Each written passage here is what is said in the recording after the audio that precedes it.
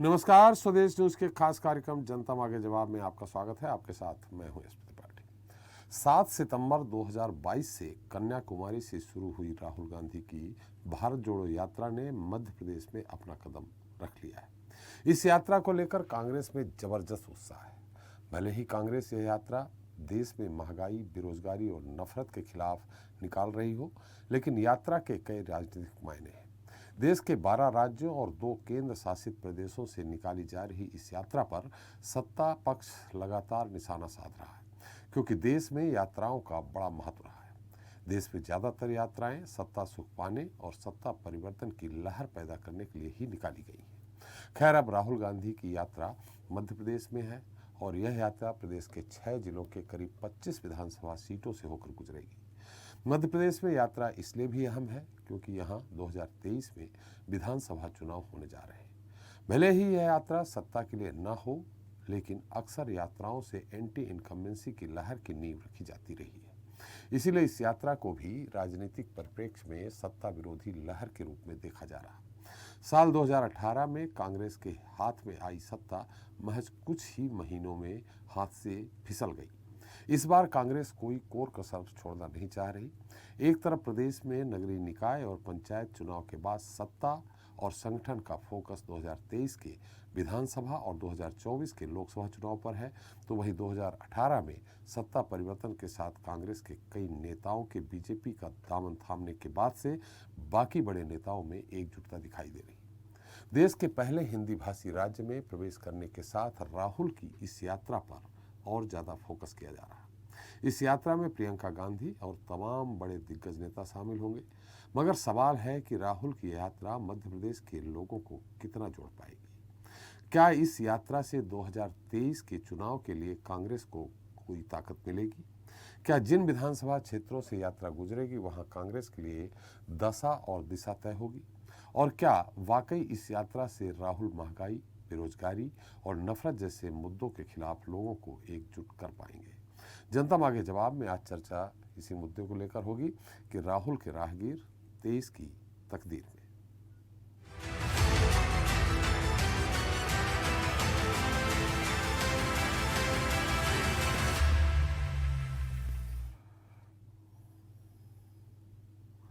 तो राहुल गांधी मध्य प्रदेश में करीब 13 दिन अपनी यात्रा करेंगे। इस दौरान वो करीब 400 किलोमीटर का सफर तय करते हुए राजस्थान में प्रवेश करेंगे। राहुल गांधी की यात्रा की सबसे बड़ी बात यह है कि राहुल इस यात्रा के दौरान उज्जैन में महाकाल के दर्शन भी करेंगे। प्रदेश में मालवा निवाड़ की यात्रा और महाकाल मंदिर और मां बगलामुखी मंदिर में राहुल के दर्शन सियासी मायनों में अहम है, क्योंकि राहुल मध्य प्रदेश में राहुल सियासी निशाने पर है। आज के मुद्दे पर चर्चा करें, लेकिन उसके पहले देख लेते हैं हमारी खास रिपोर्ट। सियासी दांवपेच में राजनेताओं की यात्राओं का बड़ा महत्व रहा है। 1990 में बीजेपी ने वरिष्ठ नेता लालकृष्ण आडवाणी की रथ यात्रा, एमपी में 2003 में उमा भारती की जन परिवर्तन यात्रा, साल 2008 में सीएम शिवराज की जन आशीर्वाद और नर्मदा सेवा यात्रा और 2017 में दिग्विजय सिंह की नर्मदा परिक्रमा। इन यात्राओं से राजनीति की दिशा और सत्ता की लहर में परिवर्तन हुआ है। अब देश के दिल यानी मध्य प्रदेश में पहुंची राहुल गांधी की भारत जोड़ो यात्रा 2023 के चुनाव में कांग्रेस के लिए एक बड़ी संजीवनी साबित हो सकती है।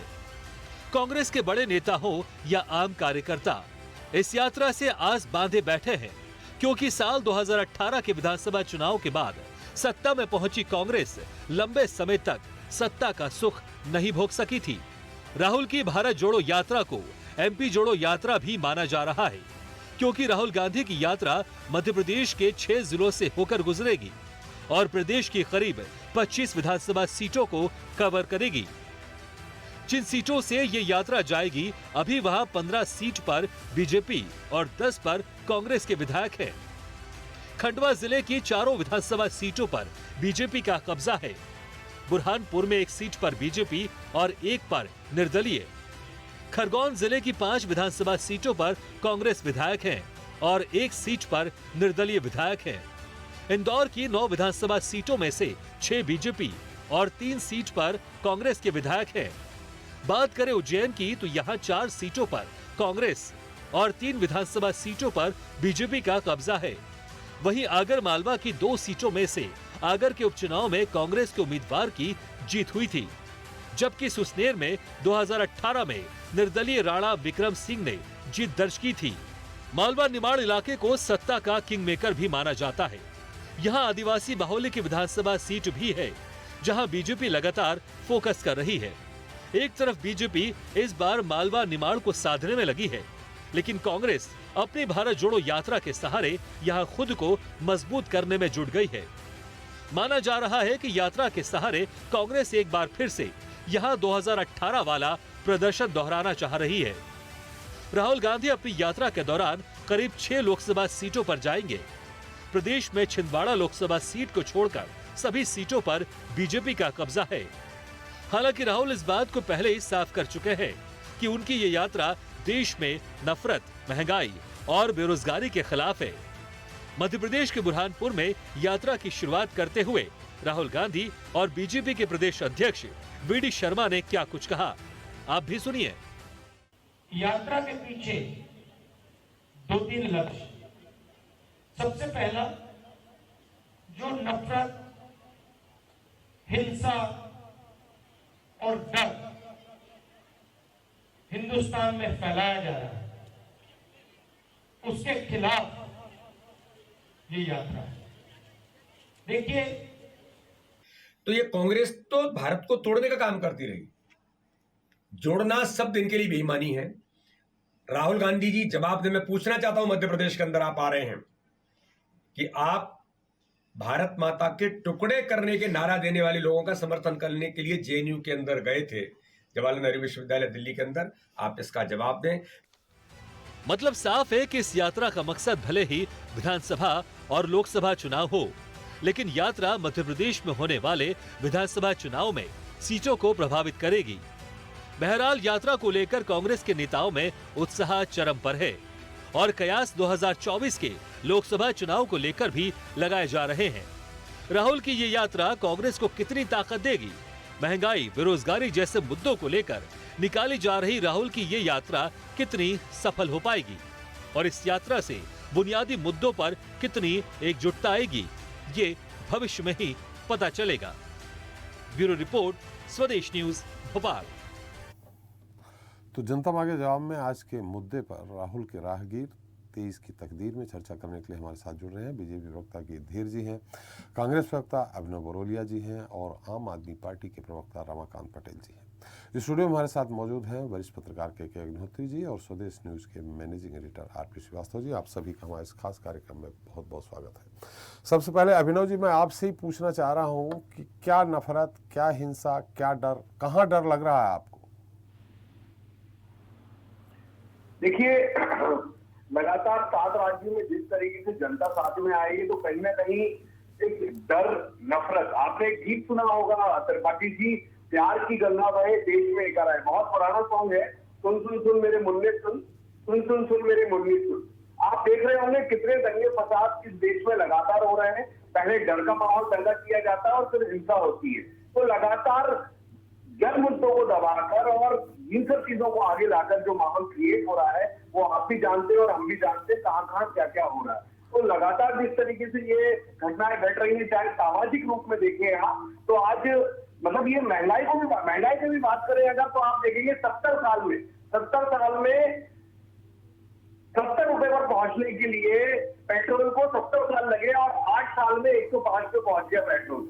70 साल में दूध का पैकेट 27 रुपए पे पहुंचा था और आज 60 रुपए पे पहुंच गया 8 साल में।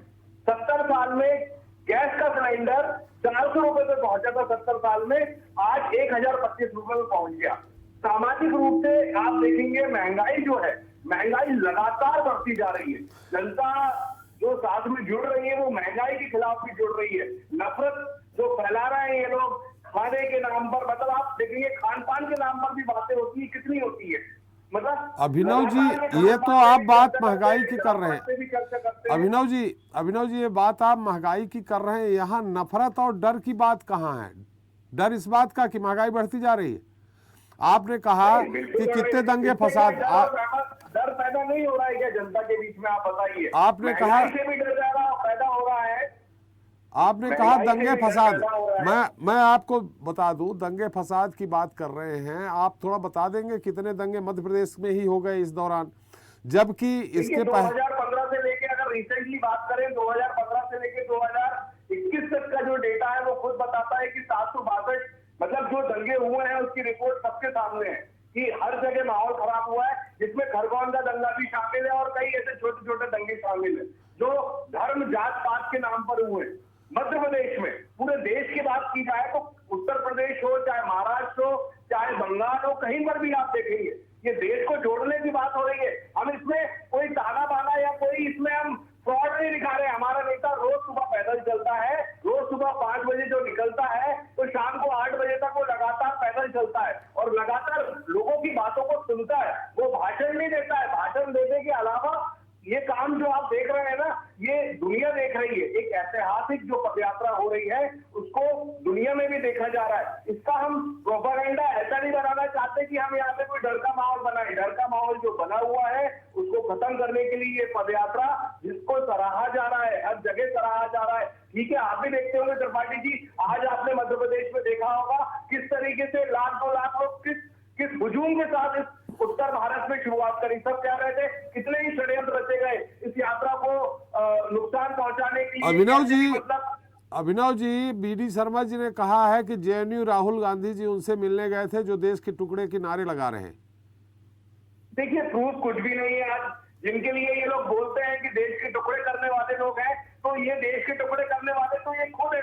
ये खुद जानते हैं कि किसने देश के टुकड़े किए हैं। मैं आंकड़ों के साथ आपको बता सकता हूं कि इनने किस तरीके से आज तक देश को नुकसान पहुंचाने के लिए कोशिश की है, लेकिन हमने नहीं करी। हमारी पार्टी ने हमेशा इस देश को संभाला है और आज भी संभालेंगे। जो ये यात्रा है ये आपको आने वाले 2023 और 2024 में दिखाएगी कि इस यात्रा से देश में कितनी एकता फैली है और लोगों को दिल में जो डर पैदा हुआ था वो किस तरीके से खत्म हो रहा है। मतलब राजनीतिक यात्रा है, 2023-24 की बात कर रहे हैं तो राजनीतिक यात्रा है ये।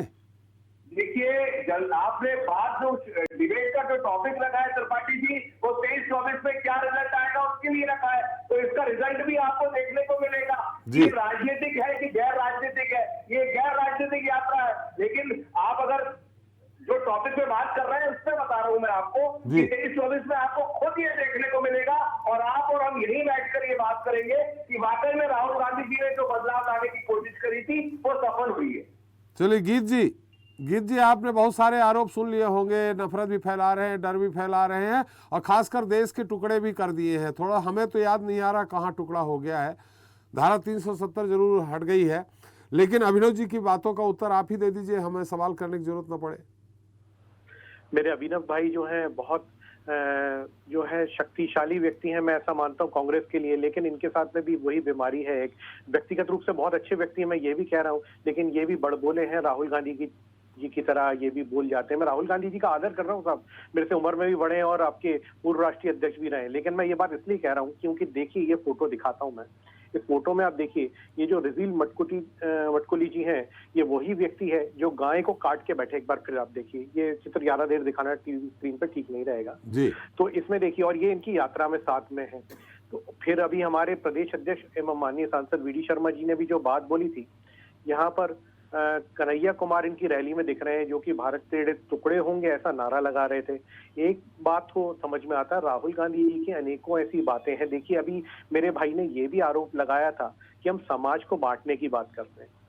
साहब हम तो ऐसा नहीं करते हैं, लेकिन मैं उदाहरण देकर आपको जो है तथ्य भी बताता हूं। आपकी राहुल गांधी जी की जो वायनाड में जो सीट आई थी, राहुल गांधी जी जहां से जीते हैं वो मुस्लिम लीग के साथ साथ में चुनाव लड़के जीते थे, ऐसे नहीं जीत पा रहे थे, अमेठी की सीट चली गई थी उनकी। फिर आप देखिए जब आपकी मध्य प्रदेश में सरकार आई थी 14 महीनों के लिए, तब आपके कमलनाथ जी, मैं फिर आदर करता हूं, पूर्व मुख्यमंत्री भी हैं, लेकिन पूर्व मुख्यमंत्री जी का एक वीडियो लीक हुआ था आपके कमलनाथ जी का, जिसमें वो कह रहे थे एक समुदाय विशेष जो कि मुस्लिम समुदाय विशेष के लोगों के साथ बैठ के कि हम हिंदुओं को देख लेंगे। साहब ये तो आपका आचरण है। फिर आपके राहुल गांधी जी जनेऊ पहन के उज्जैन आ जाते हैं और जिनको कुल्ले और आचमन में अंतर नहीं मालूम, क्या जनता को आप लोग मूर्ख समझते हैं? जो कि बिल्कुल नहीं है साहब। मध्य प्रदेश की जनता ने हमेशा जो है सत्य का साथ दिया है और विकास की बात जब से हो रही है, भारतीय जनता पार्टी जब से आई है, तब से तो आप चाहे खरगोन की बात कर रहे थे, चाहे रीवा की बात उठा लीजिए, जिसने भी बेटी के साथ छेड़छाड़ करी वो भारतीय जनता पार्टी में तो निष्पक्ष रूप से बुलडोजर दोनों तरफ चला है, भले ही व्यक्ति किसी भी समुदाय से आता हो। वहीं आपके उमंग सिंगार जी के ऊपर जब एक आरोप लगा है, एक पीड़िता ने रेप का लगा है, देखिए आरोप मैं इसलिए बात कर रहा हूँ क्योंकि सार्वजनिक जीवन में जो भी हो बल, लेकिन जो बात आई है वो माननीय न्यायालय तक के पहुंची है और यहाँ धीर पर साहब, धीर साहब यहाँ रोकेंगे हम, वो उनकी पत्नी है, रेप चौथी पत्नी है साहब, चौथी पत्नी है, अप्रैल में उन्होंने शादी की है, और पति पत्नी के झगड़े में कमेंट्स नहीं होना चाहिए ज्यादा। मैं मान लेता हूं साहब, लेकिन मामला जो है आया है, अब प्रियंका जी भी आ रही हैं, ये विषय मैं इसलिए उठा रहा हूं क्योंकि प्रियंका जी का एक नारा था, लड़की हूं लड़ सकती हूं, तो क्या प्रियंका जी उस महिला से मिलने जाएंगी क्योंकि उन्हीं की पार्टी के हैं। देखिए, लेकिन मैं इसलिए विषय उठा रहा हूं क्योंकि मध्य प्रदेश की लड़की है ना, भले ही उनकी पत्नी है, देखिए शासन को जो कार्रवाई करनी होगी, जो कुछ होगा वो अपनी तरीके से वो प्रक्रिया चलेगी, प्रोटोकॉल जो रहता है उसके तहत ही कार्रवाई होगी। लेकिन निश्चित रूप से मुझे अब मेरे अभिनव भाई, आदरणीय अभिनव भाई, आप ये बताइए कि वहां जाएंगे क्योंकि आपकी जो मकसद है, आपने बोला नफरत हटाने के लिए, कहीं ना कहीं नफरत का प्रतीक आ रहा है। मैंने आपको जो उदाहरण दिया कमलनाथ जी की बात का, यहाँ पर मुस्लिम वर्ग के साथ जो है भड़का रहे हैं, और आपके ऐसे राहुल गांधी जी जिनको कुल्ले और आचमन में अंतर नहीं मालूम। एक आपने और आरोप लगाया था साहब मेरे ऊपर, वो भी मैं आपको प्रमाण के साथ बात करता हूँ। ये आपने बोला था कि साहब महंगाई सिलेंडर की बात करी थी, तो साहब ये आंकड़ा है, ये आप आंकड़ा इंडियन ऑयल की साइट पे जाके देख सकते हैं। तो साहब 2014 नहीं, मैं 2011 के रेट्स दिखा रहा हूँ और 2021 तक के रेट्स दिखा रहा हूँ। ये अगर आपको विश्वास नहीं हो तो आप इंडियन ऑयल की वेबसाइट पे चले जाइएगा। किसका रेट दिखा रहे हैं आप? ये गैस सिलेंडर का मैं रेट दिखा रहा हूँ क्योंकि अभी बात कर रहे थे मेरे भाई गैस सिलेंडर की महंगाई की, तो ये रेट्स आपके स्क्रीन के सामने हैं। नहीं, आप बता दीजिए, पढ़ के दिखाई नहीं पड़ा, पढ़ के बता दीजिए 2011 में कितना था और कितना है। बिल्कुल, मैं बता देता हूँ। इनके सरकार के समय 2013 में जो रेट्स गए थे और 2014 में हमारी सरकार आने से पहले 1241 रुपए का रेट टच हुआ था। ये मैं इसको जूम करके दिखा देता हूँ एक बार, शायद आपको दिख जाए, 1241 रुपए। तो ये जो रेट टच हुआ था ये कांग्रेस की सरकार थी साहब, केंद्र में तब टच हुआ था। तो क्या राहुल गांधी की इससे अवगत करवाएंगे? एक बात और कहना चाहूंगा अभिनव जी, आपके पास आएंगे, उनकी बात आने दीजिए। अगर मैं झूठ बोल रहा हूँ चैनल पे दोबारा से बोल रहा हूँ, सामने देखिए हमारे सामने 2 वरिष्ठ पत्रकार हैं, एक विशेषज्ञ भी बैठे हुए हैं, और मैं सबका आदर के साथ ये बात कर रहा हूँ कि अगर आपको लगे आप मेरे को व्यक्तिगत रूप से ही बोलिएगा, कोई दिक्कत नहीं। अभिनव जी बात आने दीजिए। देखिए आप बात रख रहे थे, उन्होंने बड़े ध्यान से सुना। आपके पास आएंगे, अभी बहुत टाइम है, आपके पास आएंगे, आप भरपूर उनका जो भी आरोप लगा रहे हैं उसका विरोध कर सकते हैं। अब ये जो राहुल गांधी जी हैं, कुछ टाइम पहले देखिएगा एक MOU साइन करके आए, आप सपन ने सब डिबेट करी थी इस विषय पे भी, त्रिपाठी जी आपको याद हो, चाइना जाके। मेरे भाई क्या ये बता पाएंगे कि उस MOU में क्या लिखा था? तो ये बहुत सारे विषय हैं कि राहुल गांधी जी किसकी कतनी और करनी पर चल रहे हैं। देश सब जानता है क्या करना चाह रहे हैं, देश सब जानता है। आपातकाल लगा के संविधान की हत्या करने वाले इस परिवार के लिए अभिनव जी मेरा आग्रह है, बोलने तो दीजिए आप। जी मेरा अभिनव जी देखिए, बीच में टीका टिप्पणी होगी ना, आपकी बात आएगी ना उनकी बात आप आएगी। आपके पास आऊंगा, आप पॉइंट नोट कर लीजिए, बकायदे जो भी पॉइंट वो बोल रहे हैं उस पर आप अपना विरोध दर्ज करा दीजिएगा। फिर अभिनव जी एक बात बताइए, जैसे अभी त्रिपाठी जी ने टोका था, बिल्कुल सही टोका था कि किसी के घर का मामला है तो दूसरे को हस्तक्षेप नहीं करना चाहिए। मैं इस बात से सहमत हूँ, आपके आदर भी करता हूँ त्रिपाठी जी आपका। तो और आप तो डिबेट करवा रहे हैं, आप तो बिल्कुल निष्पक्ष रूप से काम कर रहे हैं।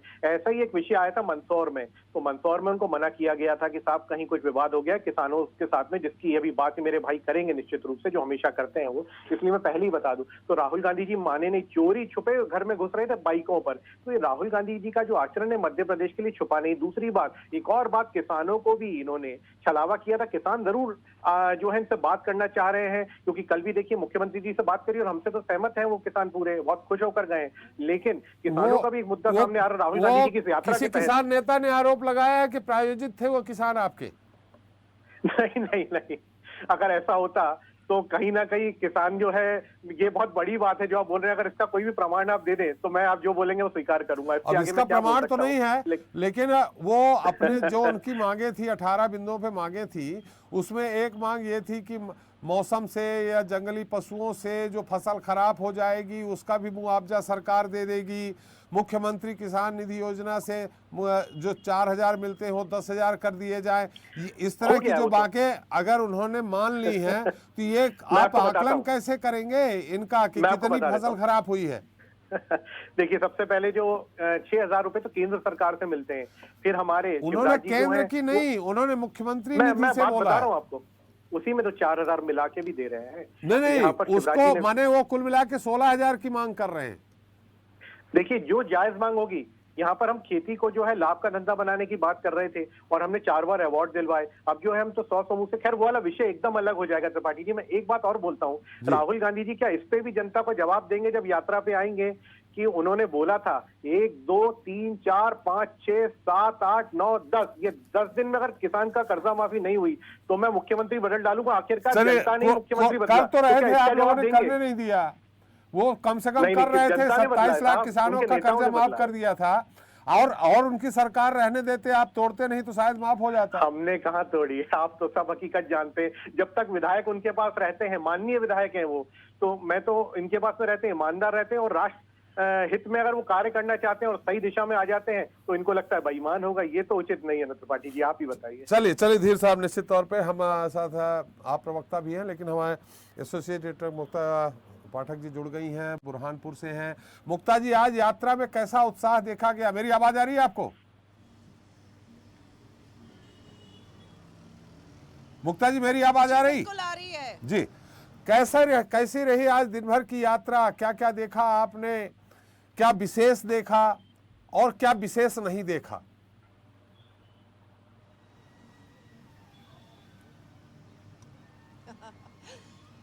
देखिए, राहुल गांधी की यात्रा का आज पहला दिन था मध्य प्रदेश में, और जिस तरह का अभी जब वो बुरहानपुर में एंटर हुए हैं, वो जो जन सैलाब हमने देखा, लगातार जो जन सैलाब देखा, जो उत्साह लोगों में देखा, चाहे वो सड़क हो, सड़क में लोग बाग थे, छतों से लोग देख रहे थे, खिड़कियों से, अपने घर की खिड़कियों से देख रहे थे, तो ये तो डेफिनेट एक बात है कि राहुल गांधी की इस यात्रा में जन सैलाब तो उमड़ रहा है, वो जनता से कनेक्ट हो रहे हैं। जो राहुल गांधी और गांधी परिवार पे जो अक्सर जो आरोप लगता था कि ये जनता से कनेक्टेड नहीं है, दूरी है, तो वो चीज़ नहीं है। अब जिस तरह से वो लगातार जो है लोगों से, अपनी यात्रा के दौरान वो लगातार लोगों से बात करते हैं, जैसा वो कहते हैं कि मैं अपने यात्रा में मुश्किल से 15 मिनट बोलता हूँ। 15 मिनट वो, जब वो सभा करते हैं तब वो अपनी बात कहते हैं, बाकी मैं सबकी मन की बात सुनता रहता हूँ, सबकी,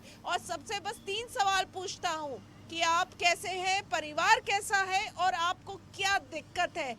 उसके अलावा मैं कुछ नहीं बोलता, मैं केवल सुनता रहता हूँ। और शाम को आखिरी में 15 मिनट में बोलता हूँ। और जो वो बार बार, जब वो सुबह उनकी यात्रा प्रवेश करेगी और अभी जब शाम को उनकी सभा हुई ट्रांसपोर्ट नगर में, जो वो बातें बार बार कह रहे हैं, वो 2-3 बातों को बार बार रिपीट कर रहे हैं। एक, कि उनकी यात्रा का मकसद है कि देश में जो भय का माहौल है वो खत्म हो, बेरोजगारी दूर हो। उनका ये कहना है कि युवाओं को अब रोजगार नहीं मिल रहा है, जिस तरह की केंद्र की नीतियां हैं उससे युवाओं को आगे चलकर कोई भी रोजगार नहीं मिलेगा। और तीसरा उनका कहना है कि बस 2-3 उद्योगपतियों को छोड़कर जी, बाकी सब जो है वो धीरे धीरे गरीबी की रेखा के नीचे आते जा रहे हैं। केवल 2-3 उद्योगपति हैं जिनकी जेब में पैसा जा रहा है। जिस कदर से महंगाई बढ़ी है और जो उसका जो पैसा है पूरा का पूरा ये 2-3 उद्योगपतियों के पास जा रहा है। प्राइवेटाइजेशन की उन्होंने बात की कि धीरे धीरे हर चीज़ को जो है वो प्राइवेट सेक्टर पे की ओर तब्दील किया जा रहा है और इन्हीं उद्योगपतियों को फायदा उठाया जा रहा है। और अब देखना ये होगा कि ये जो जनसैलाब उमड़ा, क्या वो वोट में तब्दील होता है। हालांकि कांग्रेस बार बार ये कह रही है कि ये राजनीतिक यात्रा नहीं है, लेकिन ये आप और हम भी समझते हैं कि जी,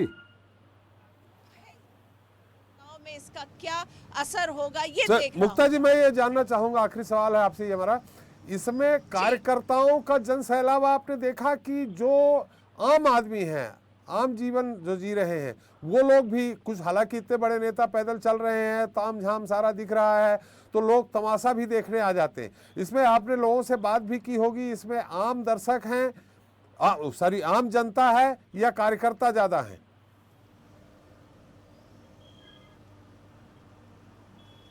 देखिए ऐसा बिल्कुल नहीं है कि केवल कार्यकर्ता तो हैं, डेफिनेटली हैं, लेकिन आम जनता भी जुड़ी हुई है और सबके अंदर ये क्यूरियोसिटी है कि ये क्या है। जैसे अभी ही हमारी जब राहुल गांधी की ट्रांसपोर्ट नगर में सभा चल रही थी तो उसी समय हमने कई लोगों से बातचीत की।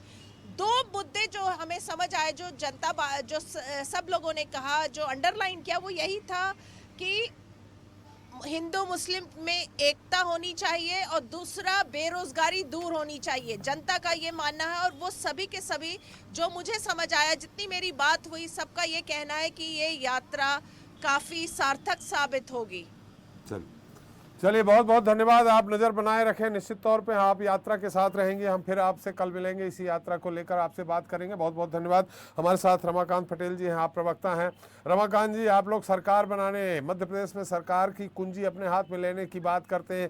एक तरफ Bharatiya Janata party booth level से लेकर के पार्टी मुख्यालय तक तैयारी कर रही है, दूसरी तरफ राहुल जी की यात्रा को लेकर उत्साह है। आपने देख ही लिया है, 65 मालवा निवाड़ में 66 सीटें कुल आती हैं। ये प्रभाव 66 सीटों पे जाएगा इस यात्रा का। आपका कहाँ कुछ हमको दिख ही नहीं रहा है कि आम आदमी कहाँ चली गई, गुम गई का। जी त्रिपाठी जी, मैं आपके दर्शकों को बतलाना चाहता हूँ, भाजपा के कांग्रेस के प्रवक्ता बैठे हैं, अभी मुक्ता जी यात्रा से लाइव थी जी। मैं आपको बतलाऊं कि इतिहास टकराने वालों का लिखा जाता है, भागने वालों का नहीं लिखा जाता है। अच्छा, भारतीय जनता पार्टी हो, कांग्रेस पार्टी हो, ये सब जानते हैं कि अभी चुनाव कहाँ चल रहे हैं। चुनाव चल रहे हैं गुजरात में, चुनाव चल रहे हैं दिल्ली में जी।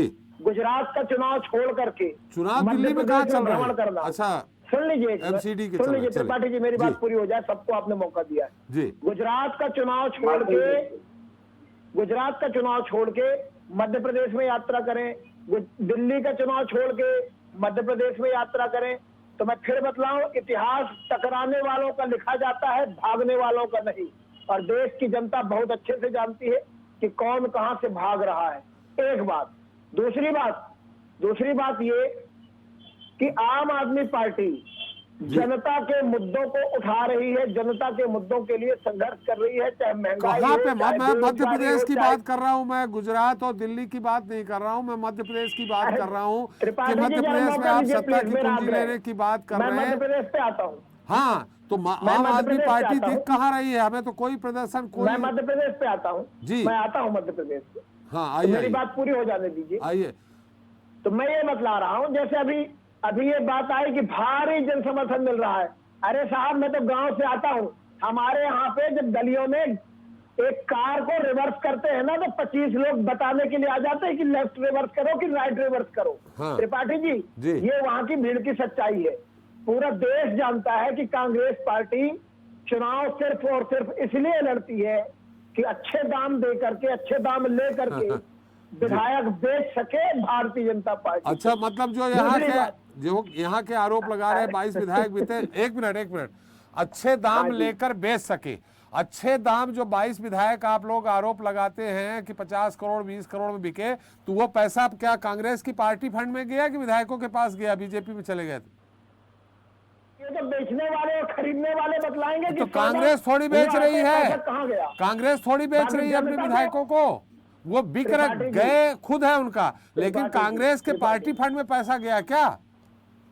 त्रिपाठी जी जी, आप भी ऐसा भोला बनते हैं, बताइए, नहीं, जैसे आपको जानते ही नहीं है। हम भोले ही हैं। त्रिपाठी जी से ज्यादा समझदार कोई नहीं है। अरे नहीं, हम भोले ही हैं पटेल साहब। बोल लीजिएगा जी, काफी देर से बोल लिए हैं। चलिए तो मैं बोलिए। बोल रहा हूँ, देश की जनता जानती है कि विधायक बेचने वालों का पैसा कहाँ गया है, किसके पास गया है, किसकी जेब में गया है, खरीदने वालों का पैसा कहाँ से आया है, और मसाज करा लिया और 50 करोड़। चलिए अभिनव जी आएंगे, हम आपका अभिनव जी आएंगे। अब दूसरी बात ये महंगाई पे कभी कोई पार्टी नहीं बोल रही है, ये खाली फॉर्मेलिटी पूरी करते हैं। बेरोजगारी पे मध्य प्रदेश पे प्रतिदिन 2 युवा आत्महत्या कर रहे हैं बेरोजगारी से परेशान होकर, 5 किसान आत्महत्या कर रहे हैं देश के अंदर बेरोजगारी से, ये परेशान होकर के किसानी से। अभी कल मुख्यमंत्री जी बोल रहे थे, शिवराज सिंह चौहान जी, वो बोल रहे थे कि किसानों का अगर ट्रांसफार्मर खराब हो जाता है तो 24 घंटे नहीं तो 36 घंटे में बदला जाता है। और मैं बड़े दुख के साथ कहता हूं, यहाँ भाजपा के प्रवक्ता जीत आप सुन लीजिए, मेरे को बड़ा अफसोस है कि मेरा मध्य प्रदेश का मुख्यमंत्री बहुत झूठा है। अभी परसों ये बोल रहे थे कि हर महीने 2 लाख युवाओं को रोजगार से जोड़ते हैं, इसका मतलब प्रतिदिन 6,600 ये कहा रोजगार से जोड़ते हैं आप लोगों को। सरासर झूठ बोलते हैं। मध्य प्रदेश में आप लोग सर्कस का खेल दिखा रहे हैं, भाजपा और कांग्रेस। अरे हम तो आपसे सवाल कर रहे हैं पटेल साहब की फुटबॉल बना के रखा है। चुनाव मैदान में मध्य प्रदेश में 2023 में भाजपा तो दिख ही रही है, सत्ता उनकी है, कांग्रेस दिख रही, आप नहीं दिख रहे। हमें चिंता इस बात की है। देखिए, अभी हमने आम आदमी पार्टी का जन संवाद कार्यक्रम चलाया था लगातार पिछले 2 महीने, जिसमें 2.5 लाख कार्यकर्ता खुद ब खुद आकर के आम आदमी पार्टी में रजिस्टर्ड कराए हैं। उन्होंने आम आदमी पार्टी का कार्यकर्ता होना चलिए पटेल साहब, थोड़ा लंबा हो गया और आम आदमी पार्टी को बढ़ाने के लिए दृढ़ संकल्पित होकर पटेल साहब थोड़ा लंबा हो गया, घर घर जा करके पार्टी को बढ़ाने का संकल्प। चलिए, संकल्प आपका पूरा हो ऐसी हमारी उम्मीदें हैं, लेकिन हमें कुछ समझ में नहीं आया है अभी तक फिलहाल। अब वो छोड़े, आम आदमी पार्टी को चाहने वालों का संकल्प है। चलिए पटेल साहब बात हो गई पूरी। हमारे साथ वरिष्ठ पत्रकार हैं के अग्निहोत्री जी। खैर, आम आदमी पार्टी के तो संक्षेप में आप बता दीजिएगा कि कहाँ दिख रहा है आपको, लेकिन अभी धीर साहब और बरोलिया साहब ने जिस तरह से एक दूसरे पे आरोप लगाए, आरोप प्रत्यारोप का दौर शुरू किया, क्या लगता है आपको ये यात्रा जो 66 सीटें आती है मालवा निवाड़ में 25 विधानसभा को टच करके निकलेगी, ये सिर्फ 25 विधानसभा प्रभावित करेगी कि पूरे आसपास के क्षेत्र में मालवा निवाड़ में कुल 66 सीटें आती सब जगह प्रभावित करेगी? निवाड़ की जो 66 सीटें हैं जी, वहाँ 2018 के चुनाव में 35 सीटें जो है वो कांग्रेस ने जीती जी, और केवल 28 सीटों पर बीजेपी सिमट गई थी जी, जबकि गढ़ है बीजेपी का। जी, गढ़ कहा जाता है जी, मालवा और निमाड़ दोनों ही क्षेत्र। जी, तो वहाँ स्थिति आदिवासी चूँकि बहुल क्षेत्र है, तो इस यात्रा का उस पूरे क्षेत्र पर प्रभाव पड़ेगा जी, ऐसा मुझे लगता है। और पहली बार ऐसा हो रहा है पूरी यात्रा में 7 सितंबर के बाद से पहली बार प्रियंका गांधी जी भी उससे जुड़ने जा रही हैं। अभी जो दक्षिण भारत की जो पट्टी थी उसमें सोनिया गांधी जी कर्नाटक में जुड़ी थी जी, और हिंदी बेल्ट में आने पर ये पहली बार है कि प्रियंका गांधी जी भी उसमें 4 दिन शामिल होने जा रही हैं। जी, उसका भी उस क्षेत्र में कुछ ना कुछ असर तो ज़रूर पड़ेगा, महिलाओं को लेकर के, आदिवासियों को लेकर के, और जो सारी स्थितियाँ जो बनी हुई हैं। और 13 दिन जो मध्य प्रदेश में ये यात्रा रहेगी उसमें 3 दिन तो इंदौर में ही रहेगी जी, तो बचे 10 दिन। तो 10 दिन में कितने क्षेत्र को किस तरह से प्रभावित करते हैं यह देखने वाली बात है, क्योंकि जो जनसैलाब जो उमड़ रहा है कहा जा रहा है, मुझे लगता है कि एक स्वाभाविक उत्सुकता भी होती है कि जब कोई बड़ा नेता इस तरह पैदल सड़क पर चल रहा हो तो लोगों का एक उत्सुकता भी होती है जुड़ने की कि देखें क्या हो रहा है। तो काफ़ी कुछ उससे फ़र्क पड़ेगा मुझे लगता है मध्य प्रदेश की जो स्थितियां हैं जी। और 2018 में जो कांग्रेस ने अपनी सरकार बनाई थी और उनके नेताओं की गलती से जो सरकार उनके हाथ से खिसल गई, तो अब किस तरह जो 11 महीने बचे हैं चुनाव को, किस तरह वो अपने पक्ष में पूरी स्थितियां परिवर्तित करते हैं, यह देखने वाली बात होगी। लेकिन इस पूरी जो 13 दिन की यात्रा मध्य प्रदेश में रहेगी, मुझे लगता है इस पट्टी में कुछ ना कुछ असर तो छोड़ेगी जरूर। जी श्रीवास्तव जी, जैसा कि इंदौर में बता रहे 3 दिन अकेले इंदौर में रहेगी। इंदौर अगर पूरे मालवा को देख लें, निवाड़ को ही जोड़ दें, तो इंदौर सबसे मुख्य गढ़ माना जाता है। लेकिन क्योंकि विपरीत परिस्थितियां थी 2018 में, 9 सीटों में से 6 फिर भी बीजेपी जीत गई थी। तो हमें लगता है इंदौर में सबसे ज़्यादा अगर जो बीज होता है, जो कहते हैं जिसको फाउंडेशन है, उसको अगर कमज़ोर किया जाए तो उसके आसपास भी काफ़ी कमज़ोर हो जाती हैं कोई भी इमारत हो। तो ये एक तरह से ये मालवा में भाजपा की एक इमारत बनी हुई थी, आज से नहीं, ठाकरे जी के समय से, प्यारेलाल खंडेलवाल जी के समय से उनका काम मालवा निवाड़ में ही ज़्यादातर रहा है। और जब जनसंघ हुआ करती थी तब भी मालवा निवाड़ से सीट आती थी, बीजेपी जब सत्ता में नहीं थी तो भी मालवा निवाड़ से ही उसकी सीटें आती थी, चाहे चंबल हो, थोड़ा बहुत ग्वालियर को छोड़ दें और आसपास का। लेकिन इस बार उलट हो गया था 2018 में, 66 में 35 और 28 का रेशियो आ गया था। अब क्या लगता है आपको, एंटी इनकम्बेंसी से लेके सब कुछ सारी चीजें लेके कितना फर्क पड़ेगा यात्रा का? देखिए त्रिपाठी जी, यात्रा में कितना फर्क पड़ेगा ये तो मैं नहीं बता पाऊंगा। ये बात बताना जरूर चाहिए आपको।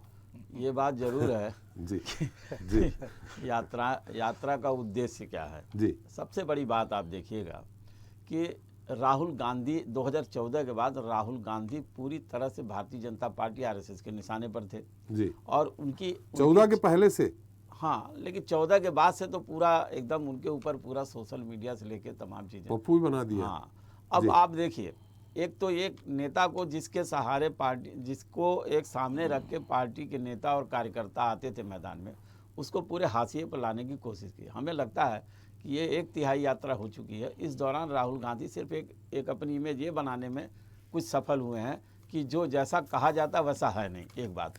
दूसरी बात यह है कि उनकी यात्रा पहली बार जो है हिंदी क्षेत्रों में प्रवेश करी, हिंदी पट्टी में आई है और मध्य प्रदेश से इसकी शुरुआत हुई है। और जिस तरह से हमारी एसोसिएट एडिटर मुक्ता पाठक ने वहाँ पर जाके ज़मीनी स्तर पर देख के बताया, हमें लगता है कि एक पत्रकार वहाँ पर जा कर के किस तरह की वहाँ परिस्थितियाँ हैं। अगर मान लीजिए हम ऊपर सुनते या सोशल मीडिया पर देखते तो बात अलग है, लेकिन इस बात को उन्होंने ज़रूर तस्दीक किया है कि राहुल गांधी की यात्रा में काफ़ी जन सैलाब है। दूसरी बात, आम लोग भी जुड़ रहे हैं, कार्यकर्ता तो जुड़ ही रहे हैं।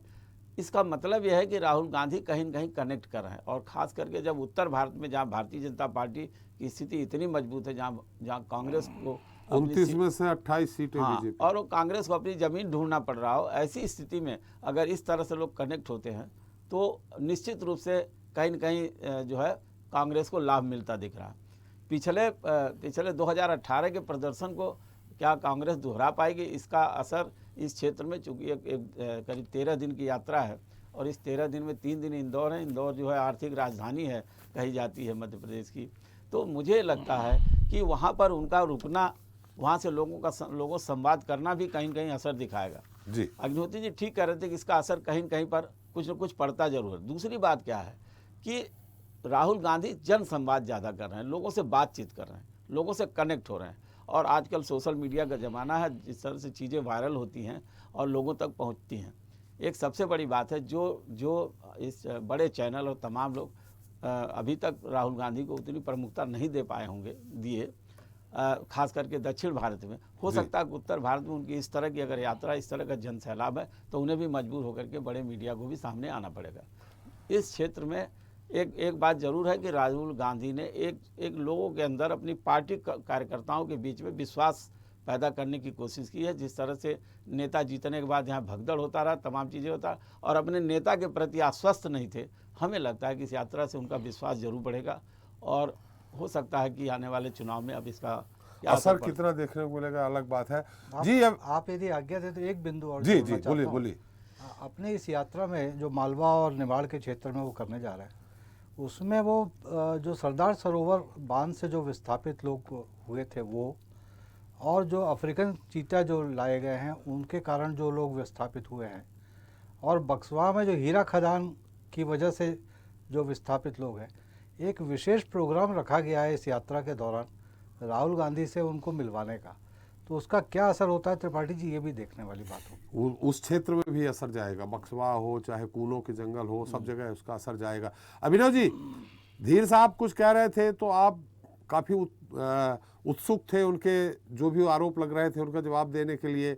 पटेल साहब के में भी आप बोल रहे थे, कुछ मसाज वसाज की बात कर रहे थे। मुझे कुछ नहीं कहना, मैं गीत जी को ये बताना चाहूंगा कि गीत जी भी समझदार है, समझते होंगे सब चीजें।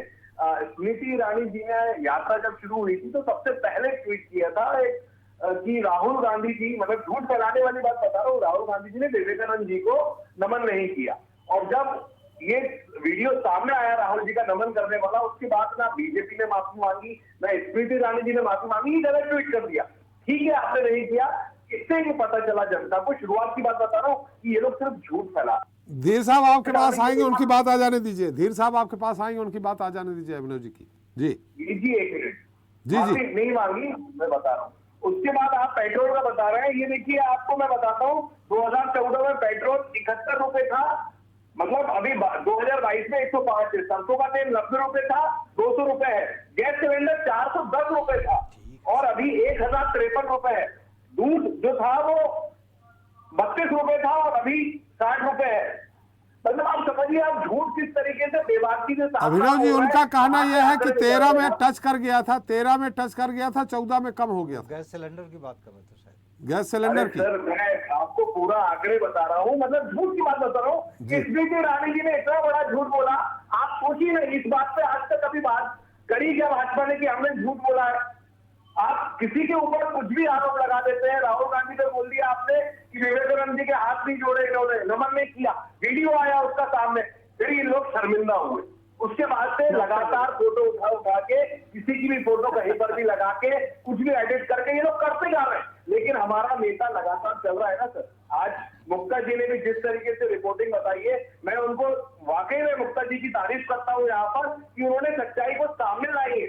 मतलब हम यही चाहते हैं कि चैनल, पत्रकार, सभी लोग सामने आ रहे हैं, धीरे धीरे आ रहे हैं, भले धीरे धीरे आ रहे हैं, लेकिन आज सामने आ रहे हैं, सच्चाई बता रहे हैं, जनता कनेक्ट हो रही है, जन सलाह उमड़ रहा है। इससे ज्यादा कुछ भी नहीं है। जनता की बात सुनना बहुत जरूरी है। मन की बात तो हम लोग बहुत कहते चले जाते हैं, 1-1 घंटे 2-2 घंटे तक मन की बातें करते हैं, उससे कुछ हल नहीं होता है। जनता की तो सुनो भाई, बेरोजगारों की सुनो, मतलब बेरोजगार और जिस तरीके से लोग सामने आ रहे हैं उनकी सुनो।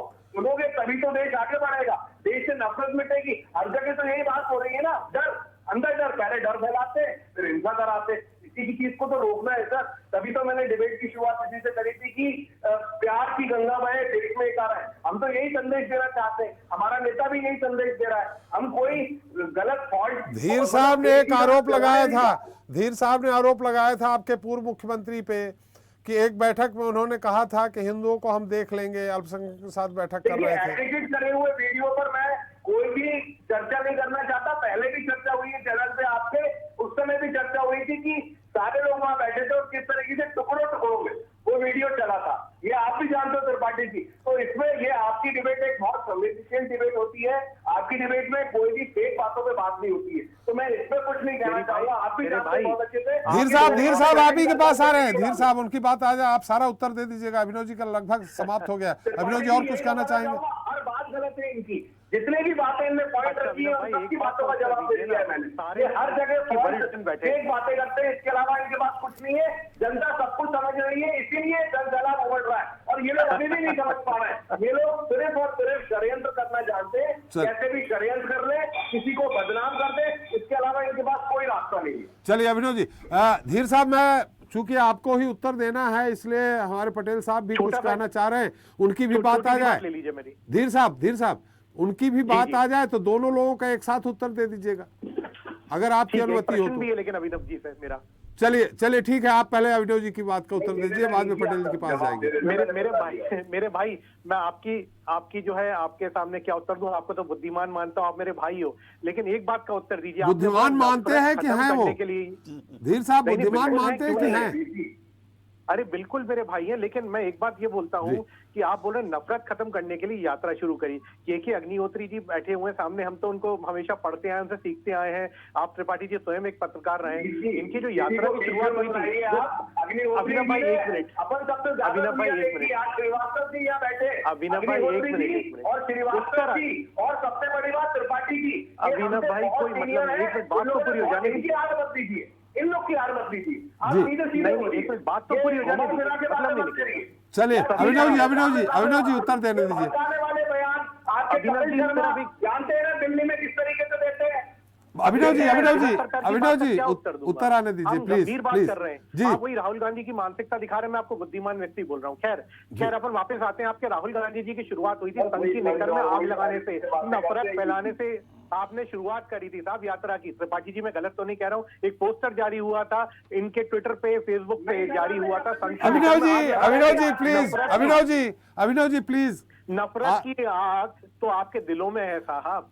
आपके राहुल गांधी जी ने अभिनव जी आप तो गंभीर आदमी हैं।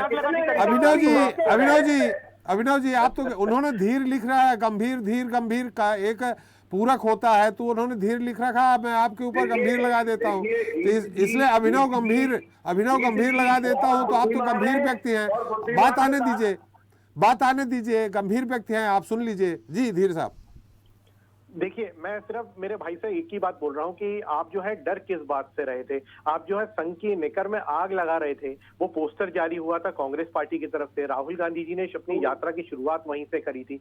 हम तो नफरत की कोई बात ही नहीं कर रहे, हम तो प्यार मोहब्बत की बात करते हैं। आप एक ऐसा जो है किसी की हमारा कोई बयान बता दीजिए जिसमें हमने किसी समुदाय को लड़वाने की आपस में बात करी हो।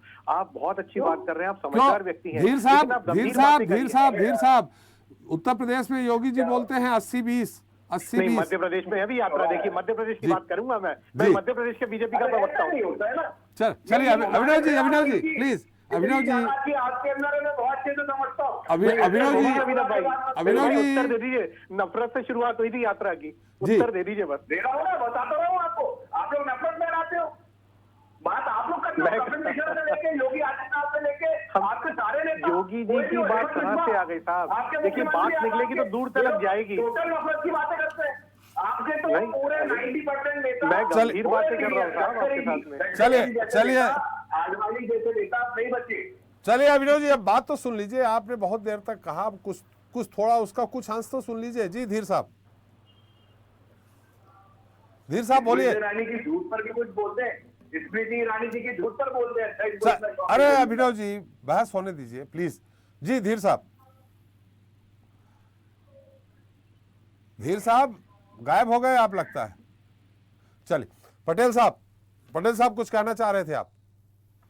जी, जब भी जनता के मुद्दों पे बात करने की बात आती है जी, तो ये दोनों आपस में यूं ही लड़ने लगते हैं जी, और असली मुद्दों से ध्यान भटकाने का काम करते हैं। चलिए आप विकास की बात करेंगे, आप लड़ते नहीं है, इसलिए विकास की बात करेंगे। मैं फिर बतलाऊं, त्रिपाठी जी एक मिनट सुन लीजिए। जी, मैं फिर बतलाऊं, आज बात करने की जरूरत है बेरोजगारी पे।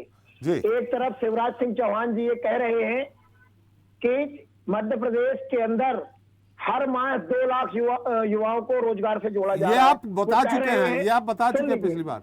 मैं ये कह रहा हूँ, मैं उनके झूठ को एक्सपोज कर रहा हूँ। नहीं, ये एक्सपोज कर चुके हैं आप पिछली दफा। अरे सर सुन लीजिए ना, नहीं आपके दर्शकों को मैं एक बार फिर से वही रिपीट कर रहे हैं, इसलिए मैं आपको टोक रहा हूँ। मैं रिपीट नहीं कर रहा हूँ, मैं कुछ नई चीज जोड़ रहा हूँ। जी, मैं कुछ नई चीज जोड़ रहा हूँ। शिवराज जी कह रहे हैं कि किसानों को हमने ये कर दिया, भांजियों के लिए हमने ये कर दिया। ये का मतलब क्या हुआ? ये कर दिया, ये का मतलब क्या हुआ? आप कह रहे हैं ये कर दिया, ये का मतलब क्या हुआ? ये का, हाँ मैं वही कह रहा हूँ। शिवराज सिंह चौहान जी कह रहे हैं कि मध्य प्रदेश में सब कुछ अच्छा है। मैं बतलाऊं, व्यावसायिक परीक्षा मंडल व्यापम का नाम मध्य प्रदेश के अंदर 3 बार बदल दिया गया। क्यों बदला गया? व्यापम बोलने से शिवराज सिंह चौहान जी को डर क्यों लगता है? आज किसी ट्रैफिक चौराहे पे चले जाइए आप, कहीं पे ट्रैफिक पुलिस नहीं है। मध्य प्रदेश के अंदर पुलिस की भर्ती नहीं हुई, पूरे चौराहे खाली हैं, लोग एक्सीडेंट से मर रहे हैं, खराब सड़कों से लोग मर रहे हैं। उस पे न राहुल गांधी कुछ बोलते हैं, न शिवराज जी कुछ बोलते हैं, न जीत धीर कुछ बोलते हैं, न अभिनव बरेलिया कुछ बोलते हैं। तो इस प्रकार से चल रहा है। लोगों को इन दोनों ने, इन दोनों पार्टियों ने देश की जनता को, प्रदेश की जनता को मूर्ख बना के रखा है और प्रदेश की जनता जवाब देगी इस बार। मैं ये कहना चाहता हूँ, ये देखिए अभी मिट्टी नहीं भाई, जी इन जी, लोगों को तो बात करने का अधिकार नहीं है। जो लोग विधायक बेचने का काम करे पूरे देश भर के अंदर, भाई कांग्रेस अपनी सरकार गिरा के विधायक बेचेगी क्या? ये पटेल साहब, ये आरोप का कैसा? नहीं चाहिए ना जी, ये कैसे आ जाते हैं? आप वही तो मैंने आप सवाल किया कि अगर ये बेचने का काम करते हैं तो वो पैसा कहाँ है? अभिनव जी बताइए, पैसा कहाँ है? वो जो बेच दिया आपने, उसका पैसा कहाँ है? सर मैं बताना चाहता हूँ कि खरीदने वाले भी बता कि पैसा कहाँ से आया, पढ़े कैसे बेचने वाले भी बता कि पैसा कहाँ गया, कौन से खाते में रखे हैं? की बात लेके आ जाते हैं, कुछ भी बात करते हैं। क्यों मध्य प्रदेश में विधायक नहीं बिके क्या? मध्य प्रदेश में विधायक में नहीं बिके क्या? तो गोवा में उसमें अभिनव जी क्या बोलेंगे? आप धीर साहब से पूछे खरीदा कि नहीं खरीदा? आप धीर साहब से पूछे ना, खरीदा कि नहीं खरीदा? विधायक बिके कि नहीं बिके? ये खरीदे कि नहीं खरीदे? ये बेटा बात की बात है। आप बिके कि नहीं बिके आप ये बताइए। मैं अभी राष्ट्रपति सांसद जा रहा था, बस यहाँ नहीं बिके ये बताइए आप। पटेल साहब, कोई अगर अपनी दुकान में सामान बेचता है तो उसका पैसा उसको मिलता है। मुझे तो नहीं लगा कि कांग्रेस के खाते में कहीं पैसा आया हो। दुकानदार है राहुल गांधी, सेठ जी है राहुल गांधी, नहीं इस दुकान के। जबान संभाल के बात इस दुकान के सेठ जी जो है ना, वो राहुल गांधी है। कांग्रेस पार्टी के नाम से दुकान रजिस्टर्ड है, जहाँ पे विधायकों को बेचने का काम किया जाता है। यहाँ पे नेता पे आरोप ऐसे करने की जरूरत मत करना आपके पास। जी अरे मैं चलिए बोल क्या रहा हूँ भाई, सेठ जी है राहुल गांधी। तो कांग्रेस पार्टी वो दुकान है जो विधायक बेचने का काम करती है। क्या बात कर रहे हैं, इनको शर्म आनी चाहिए। किलोमीटर पैदल चले रोज सुबह उठ के 80 दिन से चल रहा है वो। इनको शर्म आनी चाहिए, समझे? विधायक बेचने का काम करते हैं, लोकतंत्र को गलत करने का काम करते हैं। ठीक है, कैसे हिम्मत हो जाती है तुम्हारी? चलिए पटेल साहब कुछ मुद्दे अध्ययन कर लिया करिए थोड़ा सा मुद्दों पे, तो ज्यादा अच्छा रहेगा। देखिए त्रिपाठी जी, ये पूरा देश जानता है, मध्य प्रदेश की 7.5 करोड़ की जनता जानती है कि विधायक बेचने का काम किसने किया है। आपने कहा शिवराज जी किसानों के लिए ये कर रहे हैं, बेरोजगारों के लिए ये कर रहे हैं। मैं ये जो आप ये कर रहे हैं उसकी परिभाषा मैंने पूछी, आप उदाहरण एक तो दीजिए। जी मैं बतलाता हूँ। आज मध्य प्रदेश का किसान आत्महत्या कर रहा है। शिवराज सिंह चौहान जी कह रहे हैं कि किसानों की बिजली अगर खराब हो जाती है तो 24 घंटे के अंदर ट्रांसफार्मर बदल रहा है। ये कल इन्होंने इंदौर में कहा है। आप इनसे पूछिए ना कि कब बदला जाता है। 3 महीने मध्य प्रदेश के किसानों का ट्रांसफार्मर नहीं बदला जाता है। मैं ये कहना चाहता हूँ। चलिए हम वही आपसे जानना चाह रहे थे। मुख्यमंत्री झूठा है। चलिए हम वही आपसे जानना चाह रहे थे। ठीक है पटेल साहब, समय भी हमारा कम है। अग्निहोत्री जी, इस पूरे मुद्दे में आपकी विशेष टिप्पणी। मुझे लगता है राहुल गांधी जी की जो पदयात्रा मध्य प्रदेश से होकर के जो गुजर रही है, तो चुनाव में बचे हैं 11 महीने जी, और ये जो पदयात्रा है ये एक लॉन्च पैड की तरह मुझे नज़र आती है जी चुनाव के लिए, कांग्रेस के लिए जी। तो और 3 इलाके जो महत्वपूर्ण इलाके हैं मध्य प्रदेश के, मालवा, निमाड़ और मध्य भारत के 2 जिले आगर और सुसनेर, यहाँ से होकर के चूँकि जाना है तो इस पूरे क्षेत्र में इस यात्रा का ज़रूर असर पड़ेगा, मुझे ऐसा लगता है। और काफ़ी लोगों को प्रभावित करने में राहुल गांधी सफल होंगे, ये भी मुझे लगता है। जी श्रीवास्तव जी, जी क्या ये असर मध्य प्रदेश, हालांकि यहाँ के मध्य प्रदेश या देश की हमारी जनता बहुत भोली है, बहुत जल्दी उसका स्मरण शक्ति कमज़ोर हो जाती है, बहुत जल्दी वो भूल जाते हैं। ये यात्रा क्या आपको अगले अक्टूबर नवंबर तक याद रखेगी जनता जहाँ से भी गुजर रहे हैं? हालांकि वो जब कोई एक नमूना देखा जाता है, उस नमूने के तहत पूरे प्रदेश और देश में उसका फर्क पड़ता है। क्या ये 2023 में भी असर करेगा? और असर 2023 में करेगी तो क्या 24 तक भी जाएगी? 6 लोकसभा सीटें आती हैं, 6 की 6 बीजेपी के पास है। देखिए त्रिपाठी जी, यात्रा का असर तो होना है, ये तो तय है जी। अब रही बात है इसका परिणाम कितना आता है वो दूसरी बात है, लेकिन सबसे बड़ी बात असर होगा तो परिणाम भी होगा। नहीं, असर का पूरा परिणाम मिले तब ना। मतलब 4 लाख से जो हारे हैं वो 2 लाख से हारे। 2 लाख में आपका मतलब 11 महीने में भूल जाएंगे या मेरा ये कहना है कि सभी सारी सीटें लोकसभा की अगर मान लीजिए भारतीय जनता के पार्टी के पास है तो हो सकता है 2-1 सीट निकल जाए, ये भी असर हो सकता है। हो सकता है 6 की 6 आ जाए। तो मेरा ये कहना है कि ये असर का जहाँ तक सवाल है, देखिए ये एक चीज़ जो सबसे खास बात रही कि इस यात्रा से उन लोगों को काफ़ी बल मिला है जो सामाजिक कार्यकर्ता थे, जो हाशिए पर चले गए थे, जो आम लोग थे, जो संवाद नहीं कर पाते थे, और एक जनता के बीच एक संवाद बन रहा। किसी यात्रा का असर कब होगा? आप देखिए, जब अडवाणी जी रथ यात्रा करे तो उसका असर कब हुआ? तो यात्रा का असर मतलब धीरे धीरे पड़ता ही है। और दूसरी सबसे बड़ी बात है कि राहुल गांधी का जो जिस तरह की अभी हम डिबेट सुन रहे थे और जिस तरह से उनको टारगेट किया जाता है, शायद जब सबसे पहले उनको जो टारगेट किया जाता है उसको वो कमज़ोर करने की कोशिश कर रहे हैं। लोगों का परसेप्शन बदलने की बात कर रहे हैं। अगर परसेप्शन बदला तो देश में 2 ही राष्ट्रीय पार्टियां, कांग्रेस और भारतीय जनता पार्टी है, तो आमना सामना इनका होना चाहिए। अभी क्या होता है कि कई इलाके ऐसे हैं जहाँ पर कांग्रेस पार्टी बहुत कमज़ोर है। तो मुझे ये लगता है कि इस यात्रा के सहारे राहुल गांधी अपनी इमेज को मजबूत करें, एक जो है संवेदनशील, एक गंभीर नेता के रूप में उभर के कांग्रेस पार्टी में आना, जिसकी बहुत ज़रूरत है कांग्रेस पार्टी को। और ये शायद इस परसेप्शन को उन्होंने जो पुराना परसेप्शन जो उनको लेकर के लोगों के बीच में भारतीय जनता पार्टी और उनके पूरी टीम लगी रहती है, IT सेल लगी रहती है, उसको बदलने की पूरी कोशिश है। और आपने देखा होगा कि शुरू से लेके आज तक जितने भी वार भारतीय जनता पार्टी इनकी यात्रा को लेकर करे सब लौट के वापस हो जाता क्योंकि वहाँ पर क्या है कि कई एक ऐसी चीज़ें निकल के आती हैं कि भाई यात्रा से उनको पूरा टारगेट नहीं किया जा सकता है। जी आप मुद्दों पर टारगेट कर सकते हैं, राजनीति पर टारगेट कर सकते हैं, लेकिन किसी व्यक्ति के ऊपर सीधे सीधे जो टारगेट कर रहे थे वो सीधे सीधे आज की डेट में वो लौट के वापस आ जाता है। तो शायद यही वजह है कि राहुल गांधी की इस यात्रा का असर 2023-24 में पड़े, और अगर 2023 में पड़ता है और पुराना जो उनका 2018 में जो सरकार बनी थी कांग्रेस की, हो सकता है कि अगर सीटों की बढ़ोतरी होती है तो इस बार 2023 में भी सरकार बनाने की स्थिति में आ सकते हैं। चलिए, समय भी समाप्त हो गया। बहुत बहुत धन्यवाद पटेल जी आपका, धीर साहब आपका। अभिनव जी, आज कुछ अलग अंदाज में हैं आप। तर्क वितर्क और कुतर्क के बीच में भी आप मुस्कुराते रहते थे, लेकिन आपका आज चेहरा जो है काफ़ी आक्रोशित दिख रहा है, पता नहीं क्यों। चलिए, आपका भी बहुत बहुत धन्यवाद। अग्निहोत्री जी आपका भी बहुत धन्यवाद। श्रीवास्तव जी आपका हमारे साथ चर्चा में शरीक होने के लिए। तो राहुल की भारत जोड़ो यात्रा के मध्य प्रदेश के लिए 13 दिन काफ़ी अहम है। इन 13 दिनों में यात्रा से जुड़े कई नए मुद्दे सत्ता पक्ष को भी मिलेंगे और कांग्रेस को भी। सियासी वार पलटवार में आम लोगों से जुड़े मुद्दों पर राहुल युवाओं को कितना प्रभावित करेंगे, यह यात्रा मध्य प्रदेश में कांग्रेस के लिए 2023 के चुनाव की नींव कितनी तैयार करेगी, ये भविष्य के गर्त में है। जनता मांगे जवाब में इतना ही। नमस्कार।